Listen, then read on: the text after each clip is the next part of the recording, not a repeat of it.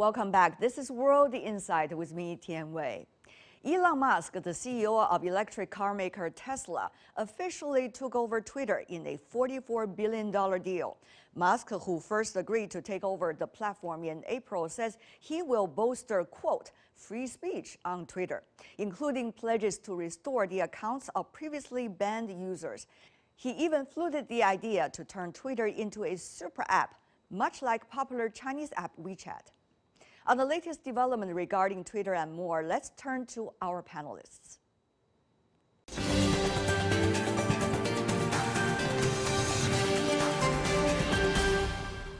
For the Twitter takeover, in New York, Max Wolf, CEO of Systematic Ventures, and in Shanghai, Shen Yi, director from the Fudan University's Research Center for Cyberspace Governance. Gentlemen, welcome to the program. Now, Mr. Wolf, what do you make of this takeover? After a while, quite drama, it's done. Well, I think it's a fitting irony that it seems that the takeover of Twitter might have been a mistake that began on Twitter of a boast of a gentleman who likes to boast and has the extreme amount of money to back those boasts up. So it's the purchase of Twitter is a cautionary tale about Twitter, but it opens a new era of one of the sort of major first drafts of news around the world. What kind of new era? Would you like to illustrate more? Yeah, like I think you have a very well-resourced individual who has no relevant experience and who seems to be putting kind of loyalists into place in an industry that provides a very vital service, but has proved fairly poor at making a profit doing that service provision.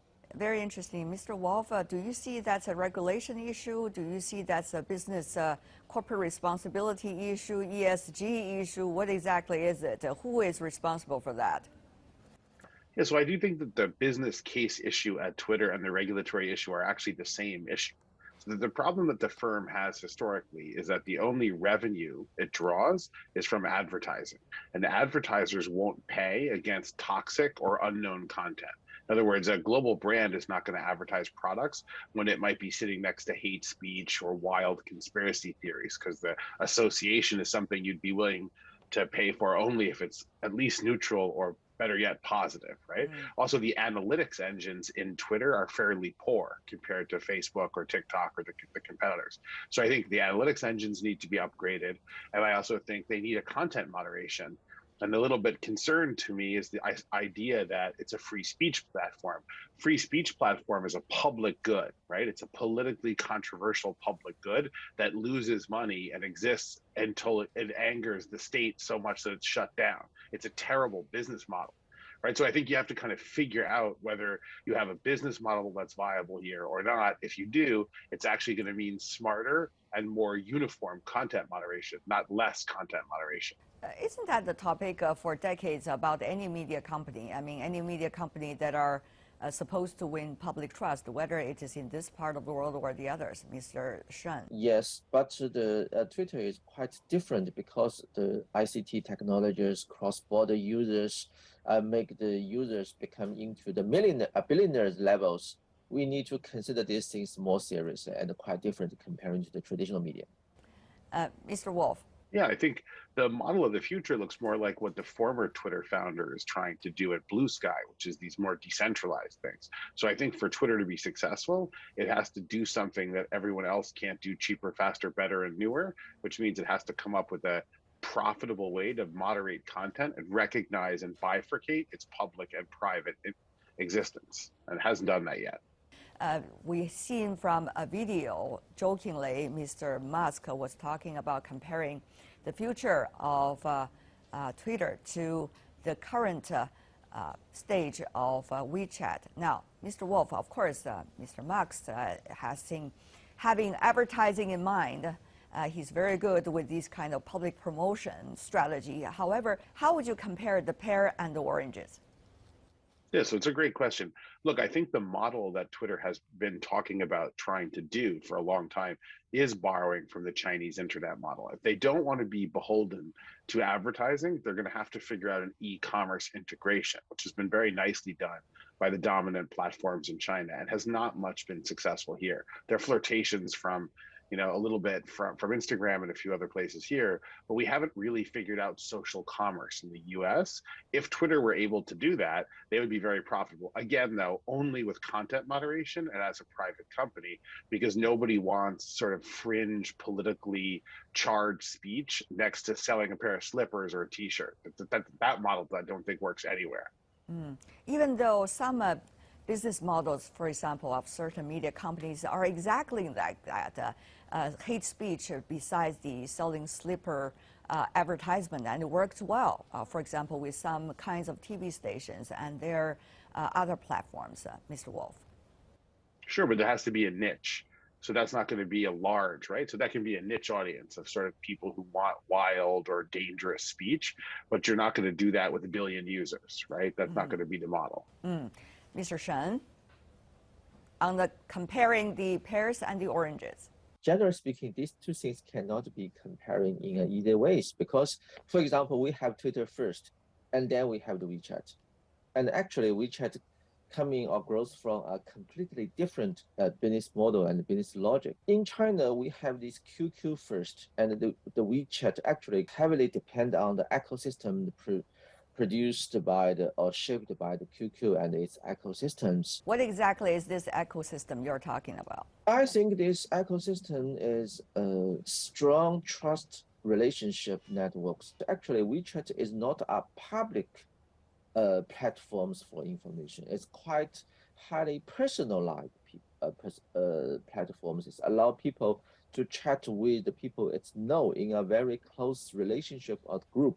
At least they sharing one point of views or some same interest. But on Twitter side, it's quite different logic. So it will be difficult to comparing these two things. Mr. Wolf. Yeah, look, I think that there's an irreconcilability of the broadcast model versus the engagement model. Twitter is vital because Twitter is mostly the first draft of history, and it's followed a lot by journalists who endlessly talk about Twitter, probably more than its real natural importance, because it's so important to the field of journalism in the US historically and around the West. So it has this extra weight. I think that people need to trust their platform at least a little bit, and they need to trust the engagement they have with people on that platform. And that doesn't work with the free speech model. The free speech model is just a good political rallying cry for Elon Musk to pretend that a private business transaction is about some sort of deep moral or philosophical commitment. It's a sort of thin advertising veneer, as far as I can tell. On the other hand, Mr. Wolf, there's a lot of comparison between Facebook and Twitter on both their track records, their business models, and their international appeal. Your thoughts on that? What does this specifically takeover by Mr. Musk might mean in that comparison? So it's a great question. And ironically, I covered the IPOs of both Twitter and Facebook. And I said way back then, 10 years ago, basically, and I'd say again now, they're fundamentally different companies. They just became big social media companies around the same time. They have some overlap of investors and they went public at around the same time. The business model is completely different. And Facebook was designed to collect the data on its users and transmit that to advertisers to allow targeted advertising. Twitter never figured out those analytics, and it had less of a walled garden approach. So the content control wasn't so much there. It's not meant for that. And so it was a much more open architecture with much less insight into the users. So it is, again, more of a public good historically, and it hasn't made the jump to those analytics even 10 years later. So it still has relatively harder user interface problems than Facebook, which is pretty universally easy to get on.